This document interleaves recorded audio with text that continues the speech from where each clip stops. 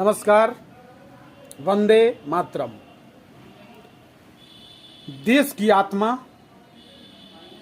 गांव में बसती है, जैसा कि हम लोग शुरू से पढ़ते आ रहे हैं। और ग्रामीण परिवेश के बच्चे ही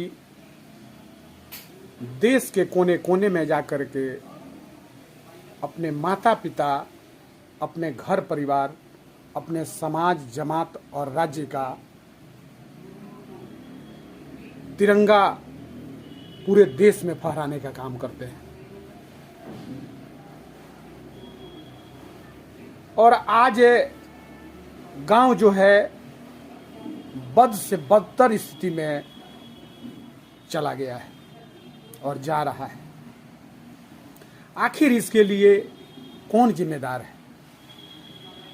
इस पर गहन चिंतन करने की जरूरत है, मंथन करने की जरूरत है। आज गांव की स्थिति देखने के बाद, सुनने के बाद आंख में आंसू भर आता है।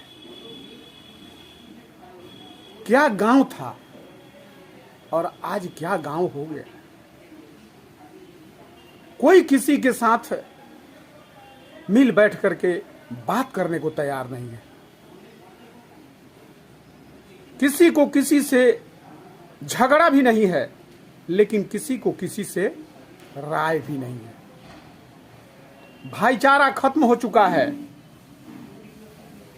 आपसी मनमुटाव चरम पर है। आखिर इसका कारण क्या हो सकता है? यह सब स्थिति देखने के बाद हम लोगों के बड़े बुजुर्ग, अभिभावक, पूर्वज जो इस दुनिया में आज नहीं हैं, उन लोगों की आत्मा ऊपर से देख करके तड़प रही होगी। क्योंकि आज गांव कुरीतियों के अंबार से पूरा ढका हुआ है। कुरीतियों का अंबार लगा हुआ है। रोज नए नए कुकर्म हो रहे हैं, रोज नए नए कुकृत हो रहे हैं, लेकिन इस पर कोई भी अपना मुंह खोलने को तैयार नहीं है। आखिर कौन सी ऐसी परिस्थिति आ गई, कौन सी ऐसी मजबूरी आ गई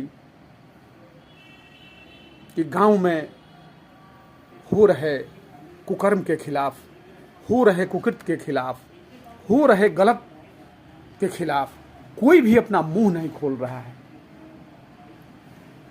क्या समय था जब कोई भी गांव में गलत करता था और बड़े बुजुर्गों, अभिभावकों को पता चल जाता था तो उनका सामाजिक बहिष्कार होता था, उनको दंड दिया जाता था। इतना कठोर दंड दिया जाता था कि आस पड़ोस के लोग भी उस दंड से डरने का काम करते थे, डरते थे।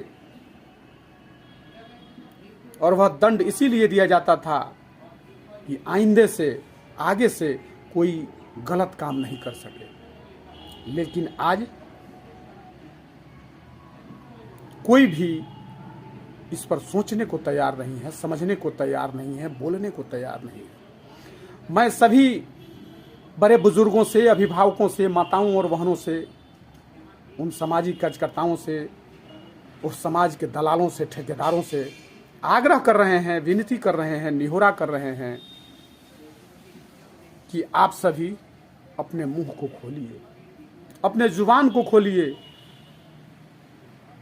और ग्रामीण परिवेश के बाहर रहने वाले, अन्य शहरों में रहने वाले बड़े बुजुर्गों से, अभिभावकों से, बड़े भाइयों से निहोरा कर रहे हैं, बारंबार निहोरा कर रहे हैं कि अपना कुछ कीमती समय निकाल करके गांव की खुशहाली के बारे में सोचिए कि गांव खुशहाल कैसे होगा, वहां के लोग खुशहाल कैसे होंगे, आपसी वैमनस्य खत्म कैसे होगा, आपसी मनमुटाव कैसे खत्म होगा, आपसी भाईचारा कैसे बढ़ेगा। अगर गांव अपने पुराने रीति रिवाज में आ गया तो समझिए कि हम लोगों के पूर्वजों को आत्मा की शांति मिलेगी।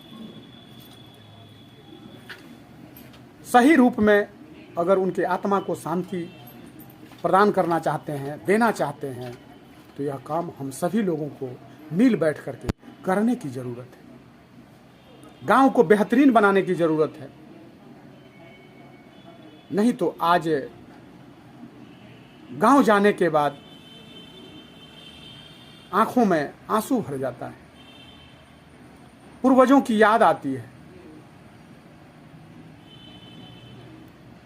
इसके बाद हमें कुछ कहने की हिम्मत नहीं हो रही कि मैं कुछ कह सकूं। इसी के साथ मैं अरविंद किशोर, जय हिंद, जय बिहार, जय समाज, जय जमात, जय गांव। लेकिन इस वीडियो को ज़्यादा से ज़्यादा शेयर करने की ज़रूरत है, क्योंकि यह वीडियो सभी लोगों के पास पहुंच सके और सभी लोग अपने अपने गांव के लिए कुछ करने को तत्पर हो सके। इसी के साथ वंदे मातरम, जय गांव।